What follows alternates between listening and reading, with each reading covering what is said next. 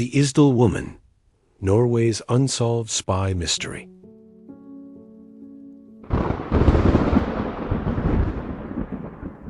In November 1970, a hiker stumbled upon a burned body in the remote Isdalen Valley of Norway. It was a woman unidentified, surrounded by cryptic clues, fake passports, wigs, and a coded note.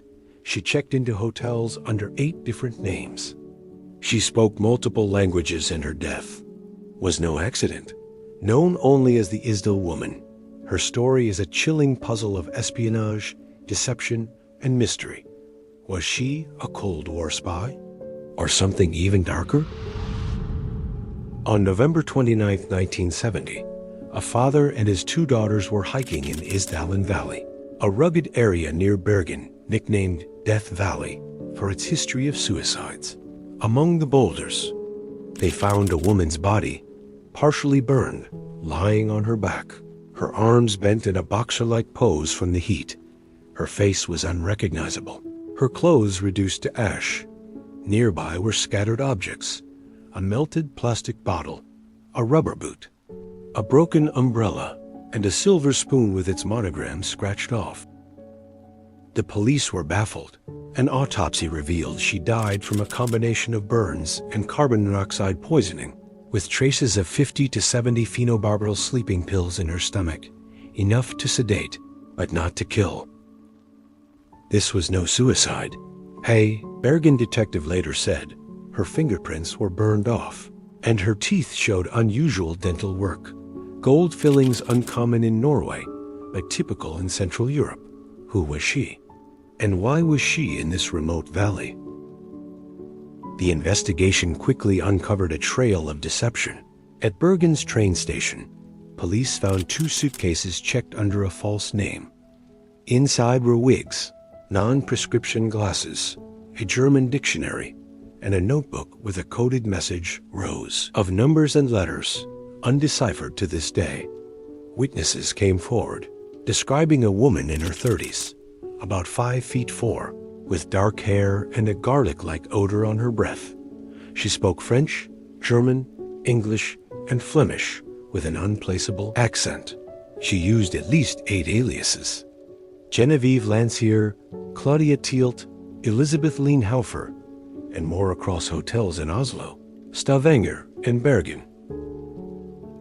At the Hotel Hordeheimen, staff noted her paranoia. She switched rooms frequently, paid in cash, and avoided conversation. One waiter recalled her saying, "I'm not who you think I am." Was she hiding from someone or something? Norwegian police launched a massive investigation, dubbed the Isdal Woman case.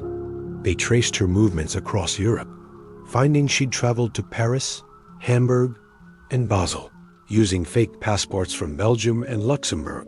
Her luggage tags linked to an Italian shoe brand, and a prescription cream in her suitcase, named a doctor in Naples, but he had no record of her. A key witness, a Bergen taxi driver, said he drove her to Isdalen Valley days before her body was found, but she refused to say why she was going there. Police released a composite sketch, broadcast across Norway and Interpol networks, but no one identified her. The coded notebook was analyzed by cryptographers, who believed it tracked her travels, but they couldn't crack it. By 1971, the case went cold. The Isdal Woman was buried in an unmarked grave at Mollendal Cemetery, her funeral attended only by police. The Isdal Woman's mystery has fueled theories for over 50 years. Here are the most compelling. Norway, a NATO member bordering the Soviet Union, was a Cold War hotspot in 1970. The Isdal Woman's fake passports, wigs, and coded notes suggest she was a spy, possibly for the KGB or a Western agency. Her travels to military hubs like Stavanger, home to NATO bases, and her garlic-like breath, possibly from Soviet-made drugs, support this theory. Was she killed by an enemy agent or betrayed by her own side? Some believe she was involved in smuggling or organized crime, perhaps tied to drug or currency trafficking. her multiple aliases and cash payments suggest a life on the run. The burning of her body could have been a mob-style execution to erase her identity.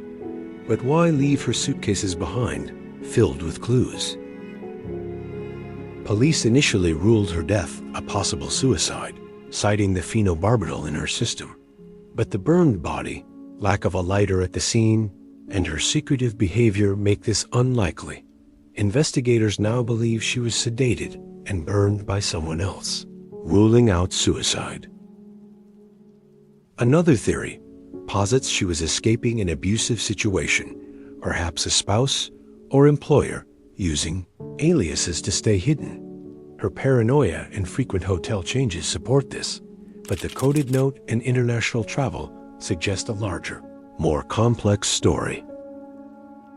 For decades, the Isdal Woman remained a ghost, but science revived her case in 2005. Her body was exhumed from Mowendal Cemetery for DNA testing, but early efforts yielded no matches. In 2016, isotopic analysis of her teeth, conducted by the University of Bergen, revealed she was likely born in Central Europe, possibly Nuremberg, Germany, in the 1930s. Her diet suggested she moved to France or Norway as a child, aligning with witness reports of her French fluency. In 2019, the BBC and NRK's podcast, Death in Ice Valley, brought global attention, sparking tips on X about possible German or Eastern European connections. Despite these advances, her identity remains unconfirmed, and her killer, if there was one, is still free. The Norwegian police keep the case open, hoping genealogy will one day name her. The Isdal Woman's story is a riddle wrapped in a Cold War shadow. Was she a spy caught in a deadly game? A criminal who knew too much? Or a woman running from a past we'll never know? Her secrets burned with her in that lonely valley. Share your theories in the comments below and subscribe for more true crime mysteries. To the Isdal Woman, whoever you were, your mystery lives on.